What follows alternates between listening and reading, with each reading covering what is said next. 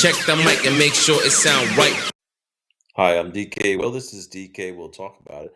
I saw a clip of this on the digital asset investor, so I found the source, which is Bank XRP, to give proper credit to both. But I'm going to use this conversation with Brad Garlinghouse, clips of it, to show that for the last 5 years or so, I've been heading people in the right direction. That's where money was going, and how the banks are putting up this fight for the Clarity Act. And I heard Brad Garlinghouse say something. Do I think that the banks are trying to get into stablecoins? Well, pay attention for the answers. I think one of the things that will surprise us a year from now is that banks will be custodying digital assets directly. Oh my goodness, banks will be custodying digital assets directly. It's not quite within that year time frame, but here in July of 2020, keep in mind that was the end of 18 that he said that, November. Federally chartered banks and thrifts may custody services for crypto assets. How competitive is this landscape really? And do you think with the passage of the Genius Act, we can expect the stablecoin space to get more crowded, or are we going to see it consolidate? I think in the short term, it's going to get more crowded. And since covering that July 22nd, 2020 release, where the federally chartered banks and thrifts may provide custody services for crypto assets, the OCC came out in May of 2025 this year and said that they were going to clarify the bank's authority to engage in crypto asset custody and execution services. SEC drops case, OCC picks up banks for crypto XRP launch incoming. But that launch is still incoming as the banks continue to clarify their authority to engage. You know, do I think the biggest banks in the world are thinking about, should we launch a stablecoin? Banks are waiting on clear rules. No, the banks are getting ready to go into the stablecoin business. Like I said, before they do that, they want to use the market structure, the Market Clarity Act, to make sure that they don't have to pay us the way the crypto exchanges have been paying us. But I do think, you know, as an example to your question, you know, do I think the biggest banks in the world are thinking about, should we launch a stablecoin? There's two sides to this, certainly. On the one side, you can say, why wouldn't crypto platforms be able to pay rewards? Because banks pay rewards in many other sides, whether it's credit cards, etc.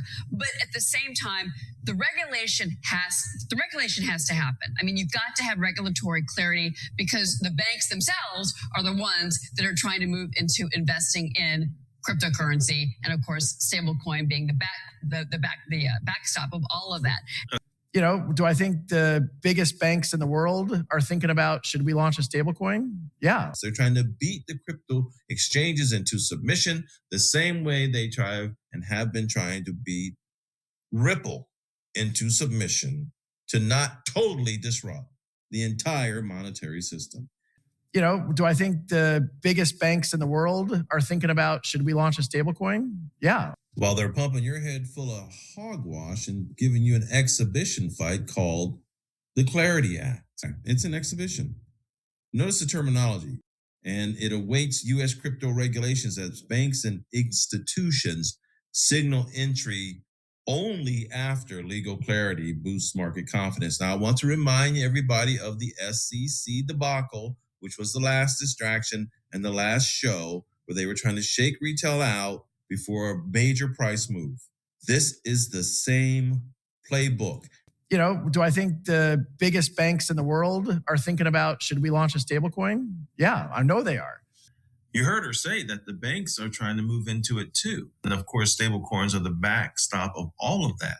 You heard Maria say that she thinks it's a backdoor and somehow it's wrong for Coinbase to want to pay customers money on the money they move from banks to crypto exchanges. Now, keep in mind, with the banks, they've commandeered the financial industries. You know, do I think the biggest banks in the world are thinking about, should we launch a stablecoin? Yeah, I know they are. So in the meantime, the writing is on the wall. It was already on the wall way back when I did the video back in 21 about the developments in 2020, the OCC allowing banks to custody crypto. Yeah, I know they are. But what it is now the stable coins are going to have some type of legislation and regulation in place aimed at providing a regulatory framework for payment stable coins. Yeah, I know they are. Where do you think people are going to go when stablecoins start doing the work? Most people are going to go to their banks.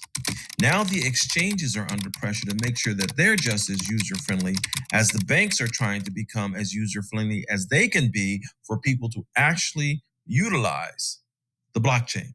Yeah, I know they are. The real-world asset conversion of the blockchain, where eventually everything will be on the blockchain and able to be purchased and sold, where you can sell portions of a house, portions of a business, and own it the same way you can own Satoshis in a Bitcoin. And so that's where things are heading. But I do think, as an example to your question, do I think the biggest banks in the world are thinking about, should we launch a stablecoin? Yeah, I know they are. And the question is, does it make sense to have, a proliferation of stablecoins, which really does harken back to the early 1900s in the United States, where you had banknotes before the Federal Reserve. All these delays we have of these hypes are designed to shake you loose out of frustration, but don't get frustrated because the train is picking up speed. The person that I trust and how the sausage is made on these things said, when people are their most exhausted, most annoyed, that's when they finally compromise. And I think we're there. So as this Genius Act is passed and the regulation of payment stablecoins is more enforced, these banks are going to be forced to either make it or buy it, build it or acquire it. Yeah, I know they are. Exhausted, most annoyed, that's when they finally compromise. And I think we're there. People are annoyed, they're exhausted. So hopefully we get something done. I'll predict by the end of May, we'll get something. Yeah, I know they are. Check the mic and make sure it sound right.